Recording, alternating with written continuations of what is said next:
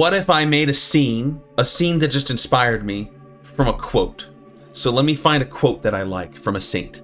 And when I read Saint Seraphim's God is a fire, it warms and kindles the heart and the inward parts. I'm like, that is so cool. It's like he warms the soul. What if I just did a guy sitting in front of a fire? Let's just start with a fire. Let me just start building the scene. I started the blender scene and I started with the fire. I built all these little stones. I built the logs right here, so on and so forth. I wanted it to be stylistic, so I started with the fire, and I was like, I want the fire to kind of just be made up of like planes and shapes and stuff. Once I got the log, I dialed in the shader. I thought it should be kind of a cel shade. I kind of like that cel shaded just for my style. Like I feel like it'll make things easier. I don't have to worry so much about textures.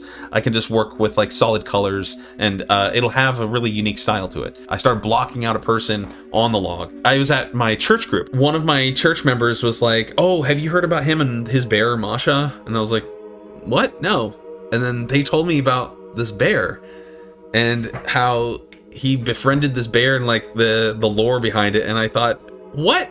I have to look that up. So I looked it up. I've been doing videos basically throughout this whole process of making this Blender project. This process of like what I did today, here's what I did today. Here's what I did, blah, blah, blah, blah. I did this one video about Masha the bear and it blew up, at least by my standards. I threw that video together. Like it was just like thrown together. I did not expect it to take off. And I thought, this is so cool. Like instead of just a random guy sitting here by the fire, because I thought it'll just be a cool guy just like with a hood on and he'll be warming by the fire. And that's kind of the message of his quote, right? It's just being comforted by the fire somewhere in the woods. I looked up an image of Saint Seraphim. I found an image of him sitting on a log. There was no fire. I will say that. There was no fire in the image. But still, it was a guy sitting on the log. And I thought, no way. Like, let's just make it Saint Seraphim. Let's just make it him. The gears in my head were turning, and I thought, okay, wait. I might have something here. I might have something cool here where let me add Masha the bear. I got him modeled. His face looked awful at first, but I added more and more details, and he was starting to look sick. Then I added Masha, and Masha turned out fantastic. I love Masha's mouth. She's so cute.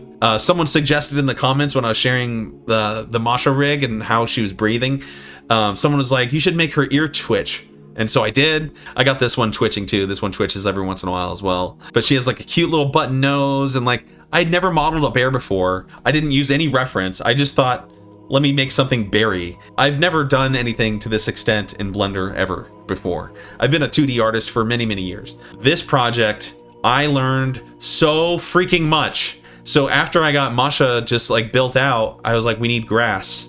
And so I started to learn geometry nodes, which is a college course in and of itself.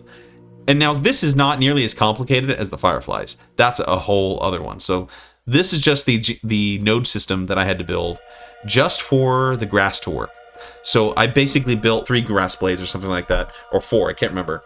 You basically have this node system where you have one node that's like, hey, reference this piece of grass that I built, and now populate it all over this map. Put it on this, so you have to make a plane, and then you have to tell it to populate all over the map. You can do what's called a vertex map, where like, okay, now I want you to only apply on the vertex, where you can align things on the vertex. And on the vertex map, it basically allows you to paint across the map, not only where you want the grass to be, but how strong and how dense you want it to be. You have like these little tiny little references, right? Like right here, you can see like little tiny ones. They're super tiny. I got like a nice little dirt shader. I think I started building out the cabin.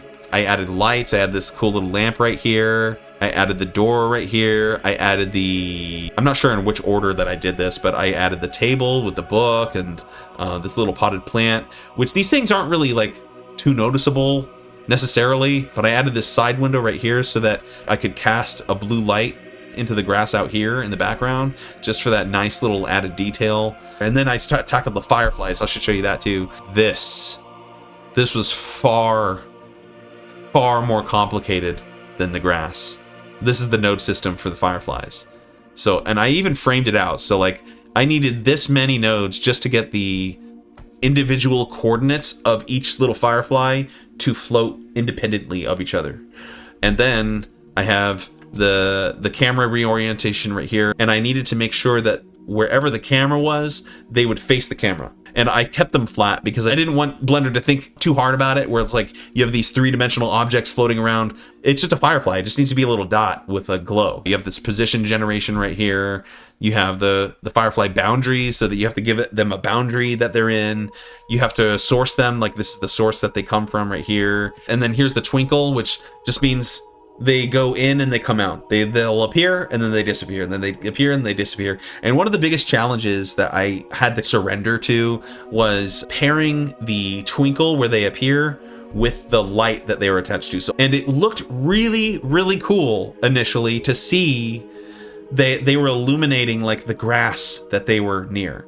I thought, what a cool effect. But the problem I was having is that when they would disappear, the light that was attached to them wouldn't disappear. So you would see a bunch of like illumination in the grass where there were no glowing fireflies. And I thought that needs to be consistent. I spent, I think, like 2 or 3 days troubleshooting, trying to figure out, like, I'm trying to pair this wiggle, this twinkle effect. I was like, how can I apply this same effect to each individual firefly's light power? I just need the power to pair with it. I tried everything, couldn't figure it out. I'm sure there's a way, but I couldn't figure it out, and I didn't want to spend weeks trying to figure it out. I thought, let me just move on, because as an artist, I didn't want to feel stuck. You know, if I felt stuck on this one thing, I felt like I'm never going to finish this, you know. So I finally settled. I was like, you know what? I live in Alabama, so we actually have fireflies out here. When I see a firefly, it does not illuminate the grass to any sort of significant degree. You'll see a glow. You would have to be really, really close, and they might illuminate like a tiny little speck around it. Like their radius of light is like super, super tight. I thought it's realistic enough because I wanted that to be really consistent. And since it wasn't consistent, I was like, I'd rather just get rid of the light, the illumination part of the light, and just leave the glow. You know, they'll glow in and out, and that, you know, now when you see the render here, you can see them, they come in and out and they look great. Like you can see this one right here and then disappears. Here's one right there and then it disappears. You know, there's one right there, there's one right there. They come in and out, and it looks beautiful. I love how they do that. After the fireflies, it was just fine tuning from there. This is his actual icon of Mary right there. She looks really nice in Blender. That's a gorgeous, gorgeous icon. There's 2 textures in here. This is a texture that's UV mapped on this icon right here. And then I also have this texture that I built in Figma for his bracers. Everything else that you see is shaders. The animation process was way natural for me because I'm very familiar with the animation. Animating things is very easy for me. I had to rig very carefully because he's already in a position where I can't really move him around much.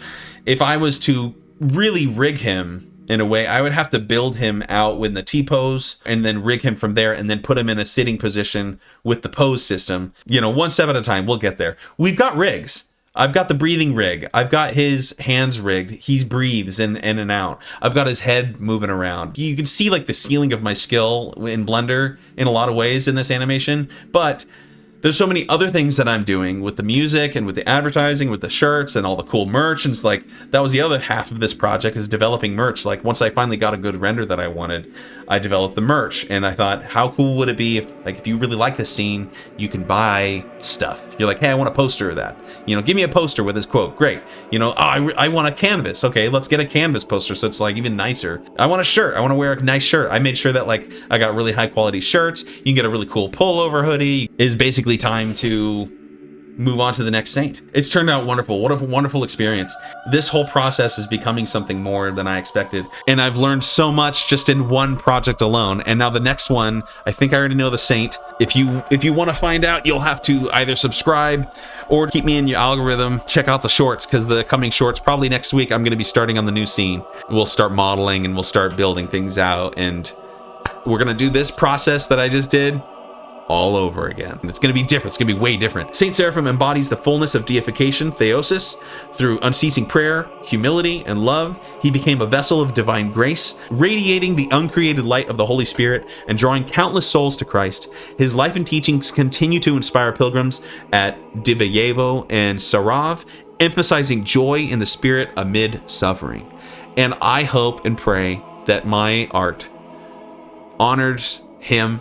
You know, I pray that he is honored through my artwork. I pray that my artwork brings him joy. I hope that he can see this I'm trying to honor who he is, what he represented, while also sharing the skills that God gave me. And I'm trying to create things to glorify him and his saints. I'm really hoping that it shows that it means a lot to me to learn and discover him and who he is, and to find out what he's all about from the perspective of like just knowing how much he sacrificed and gave of himself to God, and how his story lives on, you know, through the legends and tales that surrounded his experience. These things happened, and these stories serve as a reminder, as a constant reminder of the levels of dedication that these saints achieve, and inspire us to do better, to do more, to stay stronger, to pray more. I pray that we can all do the same and learn from Saint Seraphim.